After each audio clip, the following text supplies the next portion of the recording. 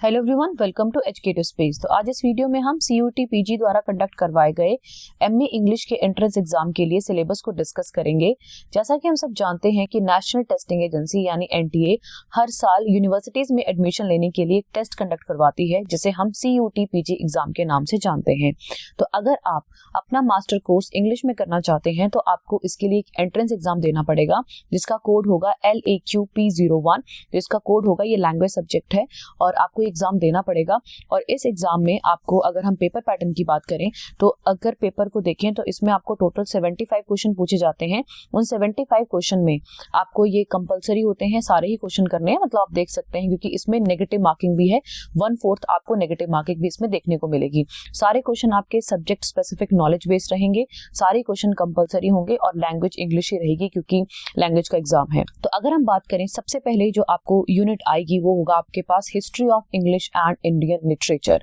तो जितने भी मेजर ऑथर्स, उनके टेक्स्ट हैं, लिटरेरी मूवमेंट्स थे, उन सब के बारे में आपको पढ़ना है। वहां से आपको क्वेश्चन देखने को मिलेंगे। नेक्स्ट जो यूनिट आपको आएगी वो आएगी Indian writing in English.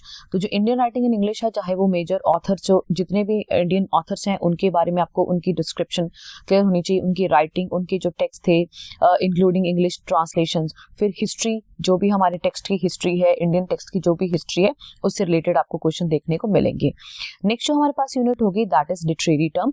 Literary term एक बहुत ही इंपॉर्टेंट आपका यूनिट होगा। मैक्सिमम आपको जो बंच ऑफ क्वेश्चन है वहां लिटरेरी टर्म से आपको मिल जाएगा, जिसमें आपको जो लिटरेरी टर्म है जैसे कि एलिग्री होगी, बैलेड हो गया, blank verse, comedy, dissociation of sensibility, dramatic monologue, elegy, enlightenment, epic, fancy and imagination, imitation, intentional fallacy, motif, ode, onomatopoeia, paradox, plot. फिर हमारे पास आएगा figure of speech, satire, soliloquy, sonnet, tragedy और wit.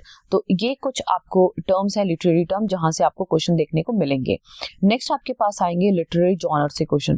तो literary genre से आपके पास चाहे फिक्शन हो, non fiction, life writings, diary, drama, essay, novel, poetry, prose, short story. फिर हमारे पास जो एपिक्स होते हैं वो ट्रैवलॉग, साइंस फिक्शन, इन सब से रिलेटेड आपको कुछ क्वेश्चन देखने को मिलेंगे। नेक्स्ट जो यूनिट रहेगी वो होगी हमारे पास comparative literature and translation study, जिसमें जितने भी हमारे कॉन्सेप्ट्स हैं, थ्योरीज, टेक्स्ट, जितने भी हमारे पास ये आपके पास जो भी टेक्स्ट आते हैं, थ्योरीज आते हैं कंपेरेटिव लिटरेचर के, वो आपको सारे ही देखने पड़ेंगे।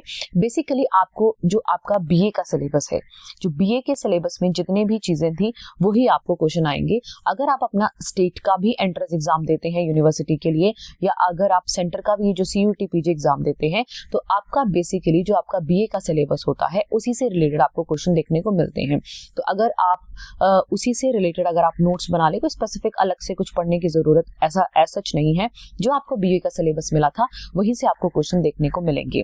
जैसे हमारे पास यहाँ लिटरेरी क्रिटिसिज्म एंड थ्योरीज हैं, जिसमें हमें क्लासिकल एंड मॉडर्न क्रिटिसिज्म है, मार्क्सिज्म है, स्ट्रक्चरलिज्म एंड पोस्ट स्ट्रक्चरलिज्म है, feminism, eco criticism, post colonisation. तो ये सारे टॉपिक हम ऑलरेडी BA में पढ़ चुके हैं, जहां से हमें ये क्वेश्चन आएंगे और बेसिकली वही सिलेबस रहता है। तो कोई ऐसे, और आपको मैं एक सजेशन दूंगी कि आप एक एंट्रेंस की जो बुक होती है, ताकि आपको सैंपल पेपर मिल जाए, ताकि आप उसकी प्रैक्टिस कर सके, क्योंकि प्रैक्टिस करना और मॉक टेस्ट देना बहुत ज्यादा जरूरी होता है, ताकि आप जब एग्जाम में बैठे, क्योंकि टाइमिंग बहुत ही कम होती है एग्जाम की, बहुत जल्दी करना पड़ता है और लैंग्वेज जैसे सब्जेक्ट हैं तो टाइम कंज्यूमिंग होते हैं, तो उसके लिए आपको ये कोशिश करनी पड़ेगी कि आप बहुत ही मतलब कि प्रिसाइज आपकी जो प्रिपरेशन हो बहुत ही अच्छी हो और पहले से आपने मॉक वगैरह दिए हों। अब जैसे एक और इम्पॉर्टेंट इसका एस्पेक्ट है, और इसके लिए आपको करंट की नॉलेज जरूर होनी चाहिए। चाहे जो भी बुकर प्राइज हो गए या कोई भी बुक स्पेसिफिकली, या इवन जो नोबेल प्राइज दिया जाता है लिटरेचर में, वो भी आपको जानकारी होनी चाहिए। जैसे अभी 2025 का नोबेल प्राइज किसे दिया गया है, 2024 का भी पूछ सकते हैं, वो भी आपसे पूछा जा सकता है।